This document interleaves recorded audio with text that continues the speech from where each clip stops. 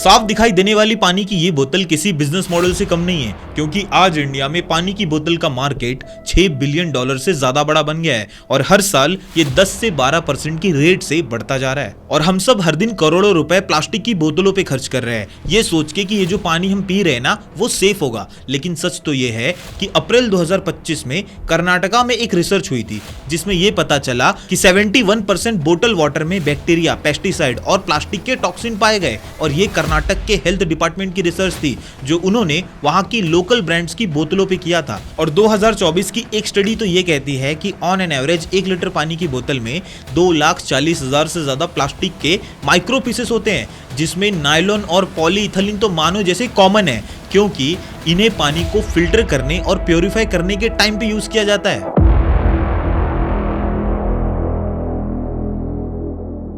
तो अब अगर आप ये सोच रहे हो कि ये सारी प्रॉब्लम सिर्फ लोकल ब्रांड्स के साथ है, तो ऐसा नहीं है, क्योंकि 2018 में वर्ल्ड हेल्थ ऑर्गेनाइजेशन की एक स्टडी हुई थी जिसमें उन्होंने 9 देशों से 11 अलग अलग ब्रांड्स के ड्रिंकिंग वाटर को स्टडी किया था, जिसमें 90% से ज्यादा में प्लास्टिक के पीसेस मिले। और एक पॉपुलर ब्रांड ठेसले प्योर लाइफ की 1 लीटर की बोतल में तो 10,000 से ज्यादा प्लास्टिक के पीसेस मिले। मतलब चल क्या रहा है, ये लोग पानी छान के नहीं दे रहे या फिर लोगों को दिखाई नहीं दे रहा है। क्योंकि सबसे बड़ी प्रॉब्लम तो ये है कि बिस्लेरी, किनले और एक्वाफिना जैसे बड़े ब्रांड्स मार्केट के लगभग 87% हिस्से को कंट्रोल करते हैं।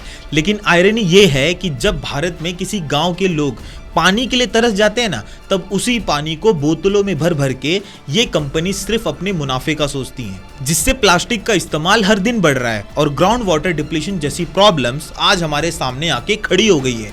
तो अब अगर आप ये सोच रहे हो कि हम तो सिर्फ सील्ड ड्रिंकिंग वाटर ही पीते हैं, वो तो सेफ होगा, लेकिन नहीं, ये हो सकता है कि आप सिर्फ पानी नहीं, केमिकल और प्लास्टिक का कॉकटेल पी रहे हो। तो चलिए टाइम में थोड़ा पीछे जाते हैं और याद करते हैं आज से करीब 30 साल पहले वाले इंडिया को। एक टाइम था जब हर छोटी बड़ी दुकान के बाहर एक मटका हुआ करता था, ना किसी ब्रांड का लेबल, ना ही कोई प्राइस टैग, बस एक मिट्टी का मटका जिसमें सबके लिए ठंडा पानी होता था, वो भी free of cost and full of respect. और पता है अच्छी बात क्या थी कि उस वक्त कोई पानी पीते वक्त उसका सोर्स नहीं पूछता था। लेकिन फिर मार्केट में एंट्री होती है बिस्लेरी की, जिसका प्राइमरी टारगेट आम लोग नहीं बल्कि 5 स्टार होटल्स या पॉश रेस्टोरेंट थे, क्योंकि उस वक्त टैप वाटर को सर्व करना मामूली लगने लगा और गेस्ट को टेबल पे बिस्लेरी देना बन गया एक लग्जरी गेस्चर। लेकिन इन सब के बाद जब 91 में LPG मॉडल आया, तब हमारे देश के मार्केट फॉरेन ब्रांड्स और कंपनीज के लिए खुल गए, जिससे लोगों को रोजगार मिला और कहीं ना कहीं उनकी परचेसिंग पावर भी बढ़ी। जिसके बाद पानी पे पैसे खर्च करने को लोग बेवकूफ़ी नहीं बल्कि एक स्टेटस सिंबल मानने लगे। और इसी दौरान मार्केट में एंट्री हुई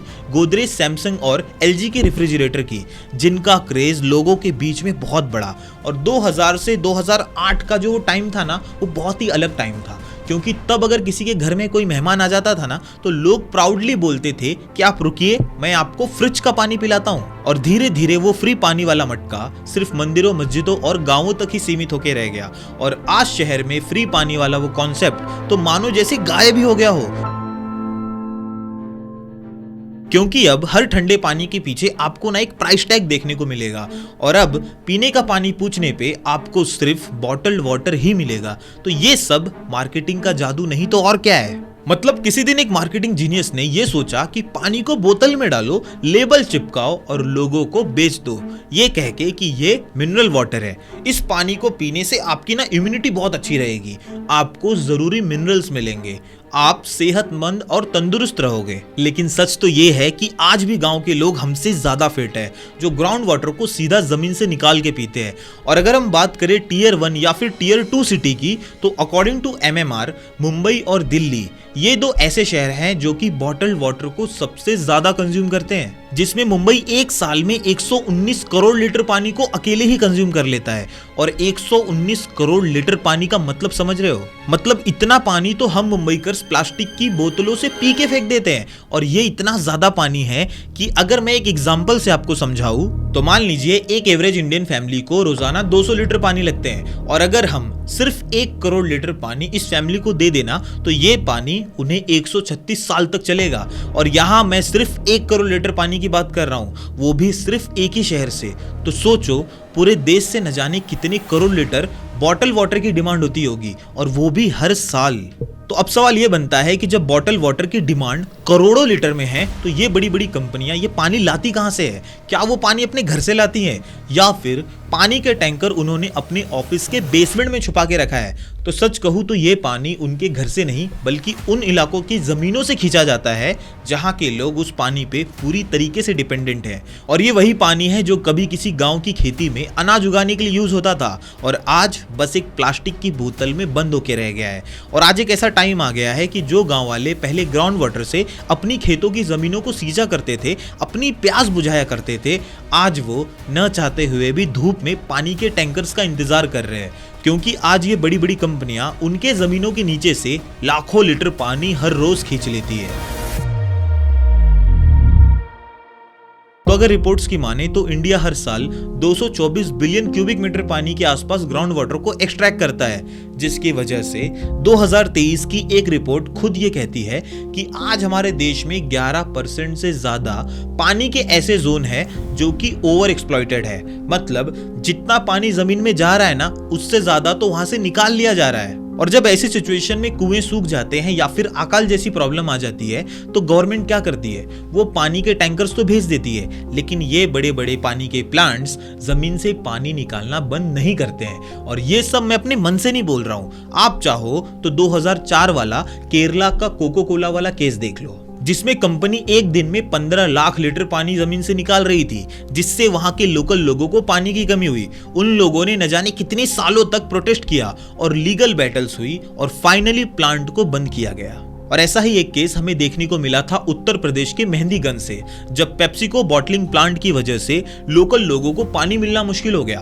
फिर उसके बाद प्रोटेस्ट हुए, लोगों को परेशानी हुई, और बहुत सारी लीगल बैटल्स के बाद इस मामले को रफा दफा किया गया। और दूसरी तरफ बिस्लेरी भी इस तरह के एलिगेशन से बच नहीं पाई है, क्योंकि एक बार तो दिल्ली पॉल्यूशन कंट्रोल कमेटी ने बिस्लेरी को ही क्लोजर नोटिस भेज दिया था, क्योंकि वो बिना परमिशन के ग्राउंड वाटर को एक्सट्रैक्ट कर रही थी। और हाँ, बिस्लेरी से याद आया, एक और बड़ी प्रॉब्लम है जो हेल्थ डिपार्टमेंट के सर का दर्द बनी हुई है, क्योंकि आप लोगों ने कभी न कभी तो फेक बिस्लेरी की बोतलों को जरूर देखा होगा, जो हमें ज्यादातर नॉर्थ में जाने वाली ट्रेन्स में दिखने को मिलती है, जिसमें बिलसेरी, बिस्लेरी, बिसाल लहरी जैसी नकली ब्रांड्स के बोतल खुलेआम बिकते हैं। और पता है इनकी सबसे बड़ी प्रॉब्लम क्या है? ये लोग बिस्लेरी के नाम पे टैप वाटर का पानी भर के बेचते हैं, और लोग खरीदते भी हैं। और अगर हम पॉपुलर ब्रांड्स की बात करें तो आज बॉटल वाटर का मार्केट कुछ ऐसा दिखता है, जिसमें 26% मार्केट तो बिस्लेरी के पास है, 18% मार्केट किनले के पास, और 11% एक्वाफिना के पास, और बचे हुए 45% मार्केट को लोकल और फेक ब्रांड्स डोमिनेट करते हैं। और यही कुछ गिनी चुनी कंपनियां ही पूरे देश के बॉटल वाटर के सप्लाई को कंट्रोल करती है और करोड़ों का मुनाफा भी कमाती है। लेकिन जानते हो इन सब की कीमत कौन चुका रहा है? आपके और मेरे जैसे आम लोग और हमारा एनवायरनमेंट। अब मैं ऐसा इसीलिए बोल रहा हूं क्योंकि ये कंपनियां आज सिर्फ पानी नहीं बेच रही है, ये आपको रिसाइकल प्लास्टिक भी बेच रही है, क्योंकि उनके ज्यादातर बोतल थर्मोप्लास्टिक पॉलीमर से बने होते हैं, जो कि कुछ और नहीं, ऑलरेडी यूज हो चुका प्लास्टिक ही होता है। मतलब वो कभी उसमें पानी भर के फ्रिज में रखते हैं, तो कभी उसका यूज स्टोरेज के लिए करते हैं, और यही उनकी सबसे बड़ी गलती है, क्योंकि स्टडीज ये कहती है कि रिसाइकल बोतल को बार बार यूज करने से उनके अंदर का प्लास्टिक के मॉलिक्यूल जो होते हैं ना, वो धीरे धीरे पानी में घुल जाते हैं। स्पेशली तब जब आप पानी की बोतल को गर्मी में रखो, जैसे कि धूप में। इसीलिए गर्मियों में कार के अंदर रखे गर्म पानी की बोतल को कभी नहीं पीना चाहिए, क्योंकि ये प्लास्टिक के मॉलिक्यूल्स आपके हार्मोन के बैलेंस को बिगाड़ सकते हैं, और हो सकता है कि लंबे यूज की वजह से इनका असर आपके लीवर पे पड़ जाए। इसीलिए इन्हें डस्टबिन में फेंक देना ही सही डिसीजन है। और अगर आप बॉटल को कैरी करना ही चाहते हो तो इनकी जगह आप टपरवेयर, मिल्टन या फिर स्टेनलेस स्टील जैसी बोतल को प्रीफर कर सकते हो। और ऐसा नहीं है कि मैं प्लास्टिक के यूज के खिलाफ हूँ, क्योंकि हमारी तो जिंदगी ही चारों तरफ से प्लास्टिक से घिरी हुई है। लेकिन प्रॉब्लम यह है कि लोग इन्हें जहां तहां फेंक देते हैं, और इन्हें डिस्कार्ड करना भी नेक्स्ट टू इम्पॉसिबल है। अब मैं ऐसा इसीलिए बोल रहा हूं क्योंकि पिछले 60 सालों में जितना भी प्लास्टिक प्रोड्यूस हुआ है ना, उसका सिर्फ 9% ही अब तक हम रिसाइकल कर पाए हैं। और जो प्लास्टिक हम रिसाइकल नहीं कर पाए वो आज भी ओशंस में ऐसे ही तैर रहा है, जिससे ओशन लाइफ और हमारा इकोसिस्टम को बहुत नुकसान पहुंचता है। इसीलिए पिछले 40 सालों से जितना भी प्लास्टिक का कचरा ओशन से कलेक्ट किया गया है ना, उसमें प्लास्टिक की बोतल और उनके कैप नंबर 3 पे मिले। इसीलिए आज इन रिसाइकल प्लास्टिक की बोतल्स का पानी हमें अंदर से और हमारे एनवायरनमेंट को बाहर से नुकसान पहुंचा रहा है। लेकिन अब सवाल ये बनता है कि इसका सोल्यूशन क्या है, क्योंकि कुछ देश तो ऐसे भी हैं जो कि इस प्रॉब्लम को ऑलरेडी टैकल कर चुके हैं, जैसे कि कैलिफोर्निया, एक ऐसा स्टेट जहां ग्राउंड वाटर को रिचार्ज करना मैंडेटरी है। और उन्होंने इसके लिए sustainable ground water management act जैसी पॉलिसी को लॉन्च किया, जिसमें फ्लड के पानी को डाइवर्ट करने से लेके ग्राउंड वाटर रिचार्ज करने वाले सारे इनिशिएटिव लिए गए। या फिर अगर हम एक नज़र डालें नीदरलैंड पे, तो हमें पता चलेगा कि नीदरलैंड आज अपने वेस्ट वाटर ट्रीटमेंट के लिए किसी ग्लोबल लीडर से कम नहीं है, क्योंकि उन्होंने ग्रे वाटर रिसाइकलिंग जैसे पॉलिसी को अपनाया, जिसमें वेस्ट वाटर को रिसाइकिल करके डोमेस्टिक कामों के लिए फिर से रीयूज किया जाता है। या फिर अगर हम बात करें सिंगापुर की, तो वो भी रेन वाटर हार्वेस्टिंग में किसी से कम नहीं है, क्योंकि उन्होंने बारिश के पानी को रिसाइकिल करने में अपने आप को काफी डेवलप किया है, जिसमें वो अपनी जरूरतों के लिए पानी को जुटा पाते हैं। इसीलिए मुझे ऐसा लगता है कि पानी का ऐसा मैनेजमेंट जब ये सारे देश कर सकते हैं तो हमारा देश क्यों नहीं कर सकता। और आपको इस बारे में क्या लगता है मुझे कमेंट करके बताना, और हो सके तो इस वीडियो को ज़्यादा से ज़्यादा लोगों तक शेयर करना, ताकि हम सब एक साथ मिलके अवेयरनेस पहुंचा सके। और अब इस वीडियो में इतना ही, मिलेंगे फिर किसी नए टॉपिक के साथ। Thank you.